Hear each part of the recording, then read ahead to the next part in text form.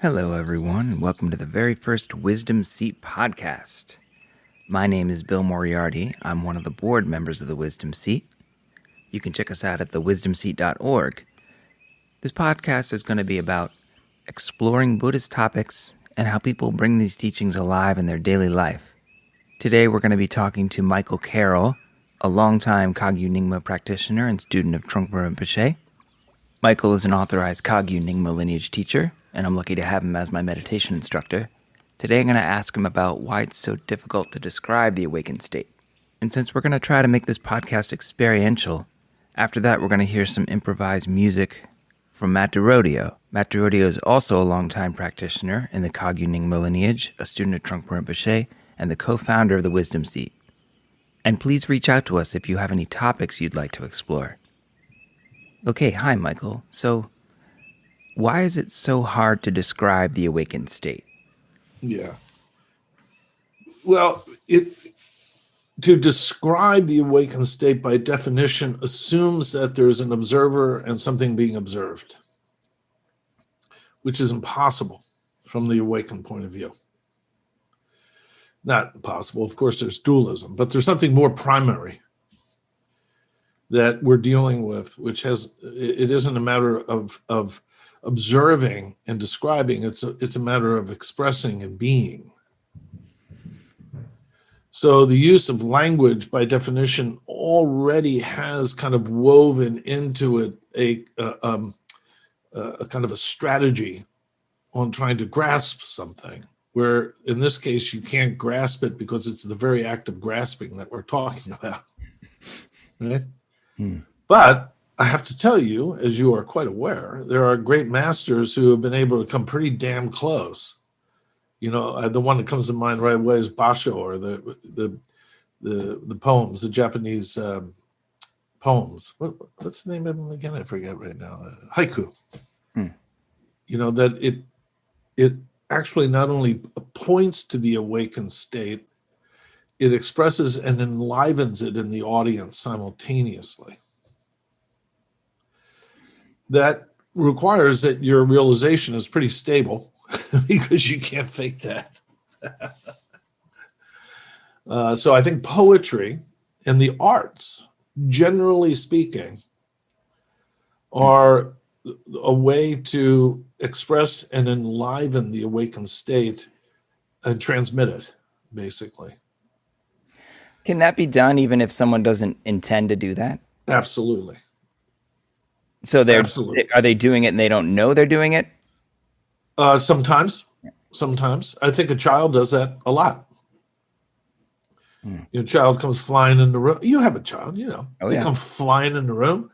They're so fresh, so naive, that their presence galvanizes the love of a parent in such a powerful way that there's nothing other than the immediacy of the moment that reveals something much larger that you can't put your finger on. You can call it love, you can call it whatever you want.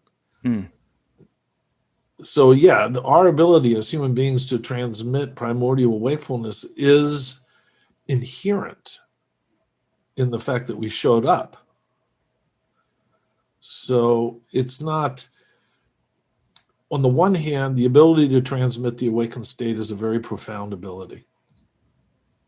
On the other hand, it's our heritage. We're hardwired to do it. So on the one hand, it's a big deal. On the other hand, it's not a big deal at all.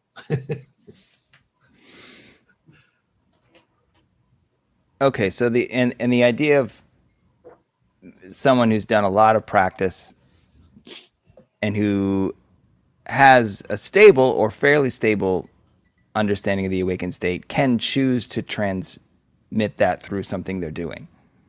That's correct. You can actually choose to transmit the awakened state. That's correct. What's the difference of transmitting that when you're in physical presence with someone, like you're in the same room, or you're not? You're online at the same time, or you're doing it in poetry where you're not there anymore. You've written something down, someone's reading it later. Yeah, it's a big topic, you know. And being a student of Trungpa Rinpoche, he was a master at that. So he would create environments So one of the things he said is, the radiation is more important than the radiator. Meaning, a lot of us, we all want to be around the teacher, right? We all want to be around the teacher, especially when we were young. Of course, getting close to Trump Rinpoche was like a moth to a flame. But nonetheless, Rinpoche was pointing out that the radiation of the teachings is more powerful, not more powerful, but more. He was suggesting that we relate with the radiation more than the radiator. Of course, we all love them. For me personally, I wanted to be around him, and I enjoyed whenever I was around him, though it was always a little scary. But the vast majority of my life was spent not around him at all. Mm-hmm. So the issue was he created environments in which things were, the awakened state was transmitted, or at least nourished or held and cultivated. So, you go into the shrine rooms at Rinpoche, you know what they're like. They're very distinctive. Your mind stops. There's a sense of expansiveness, flower arrangement, they're kind of simple yet elegant, these kinds of things. So, yeah, the ability to create environments, and he went to great lengths training us in object arrangement and all this kind of stuff that actually provokes glimpses of our purity, of our basic wisdom, goodness, is definitely part of our tradition. Okay. So when they said Shakyamuni Buddha had 84,000 ways of teaching, is this some of those they wouldn't have been written, but some of those were transmitted by describing, and maybe a lot of these or some of these are not transmitted by speaking, describing? I think so. Absolutely. There's no doubt in my mind. I hate to hopefully your audience doesn't hear me as like, oh yeah, I know the answer. I'm just telling you my experience. And I have studied. I have a degree in philosophy and theology and all that kind of stuff. So it's not like I'm just not somewhat trained, but nonetheless, this is my opinion. You may want to go and hear from a real master or a real teacher, this kind of thing. Anyway, I think when they say that the Buddha was teaching in 84,000 different ways, they're speaking more about the variety of mindsets that the Buddha needs to engage versus the number of hands that Avalokiteshvara has. Okay. Mm-hmm. It really is. So many of us, our talents, our confusion, our heartbreaks, our sadnesses, our playfulness, it's also intimate and unique, that the teachings by definition are so agile, they adapt to the needs of the student. So one student, like myself, needs to be hit with really hard sticks, just to get my attention, right?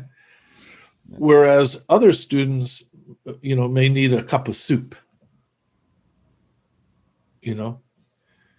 So, and those are loosely organized as Hinayana, Mahayana, Vajrayana, loosely organized in those buckets of, and from the Vajrayana point of view, you need to actually be taught in the Hinayana, Mahayana first before you get to the Vajrayana. And there's different styles, in the Hinayana, you got to be real straight up, man. Straight up. Stop kidding yourself.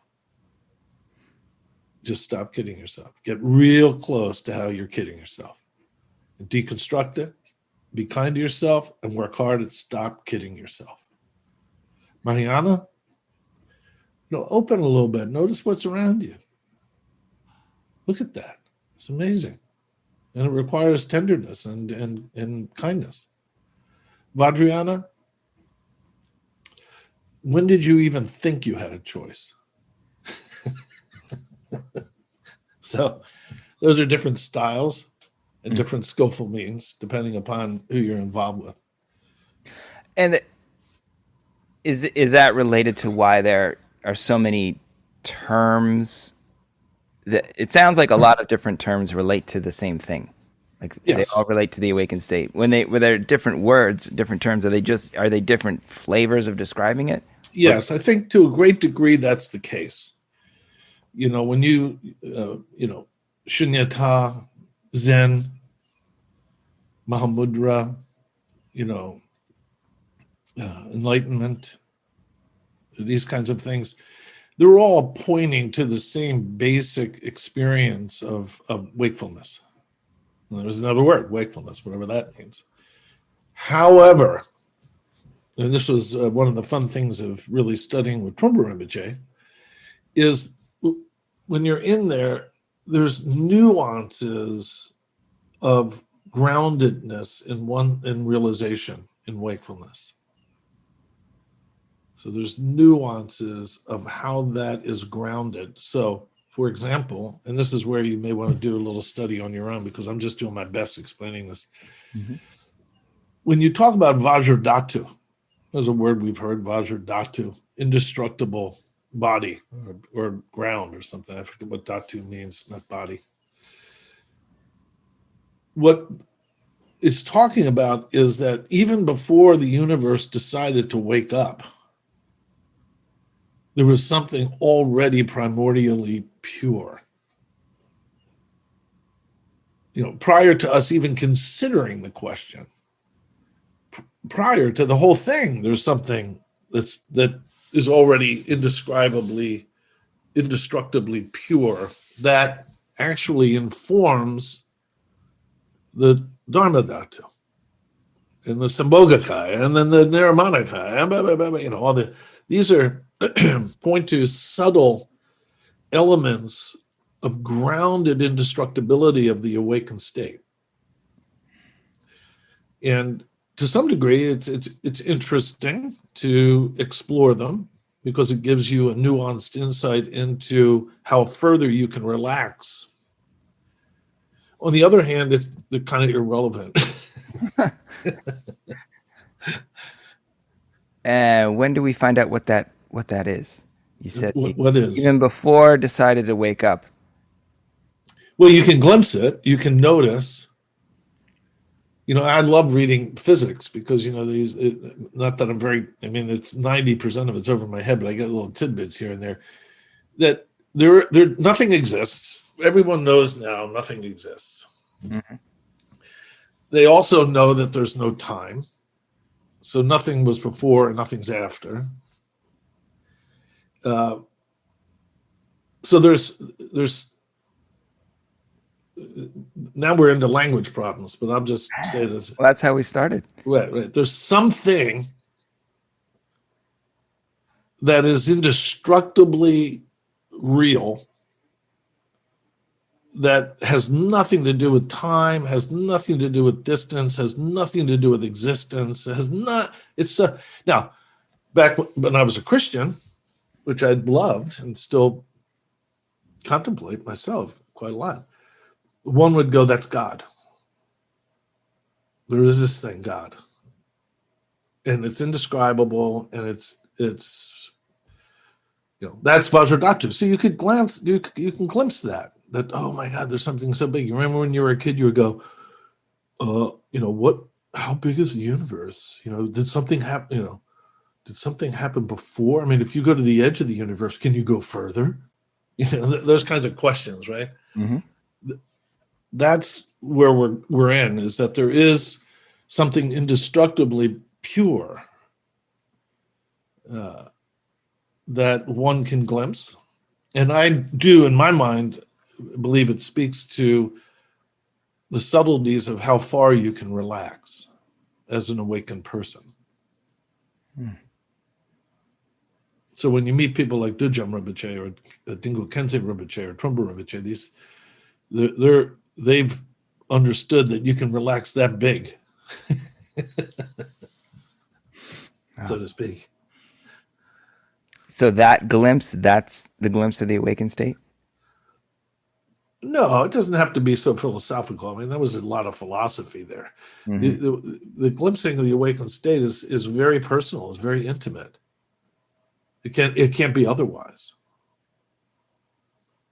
We all think that, when you become enlightened, man, it's like a big deal. It's like Trungpa Rinpoche said, when you become enlightened, it's confused mind's final disappointment. You know that. It's great. Because the issue is the vastness of shunyata, or the vastness of emptiness, the vastness of that, that things are luminously awake, yet ungraspable. And the vastness of that can only be experienced as intimacy. It can only be experienced as a Bill Moriarty. Mm. So it's in the discovery that the intimacy of your life is vast. Making a cup of tea. That's why Zen is so beautiful. You're just making a cup of tea. Before I was enlightened, I chopped wood, carried water. After I became enlightened, I chopped wood and carried water. Because the intimacy of being is primordial purity at its kind of most perfect expression. So that you don't have to look far. You don't have to go very far.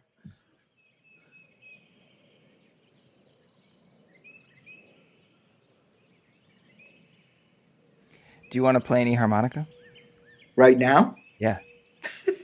Is there? Do you make it up as you go? Oh yeah. Can you make up a sure?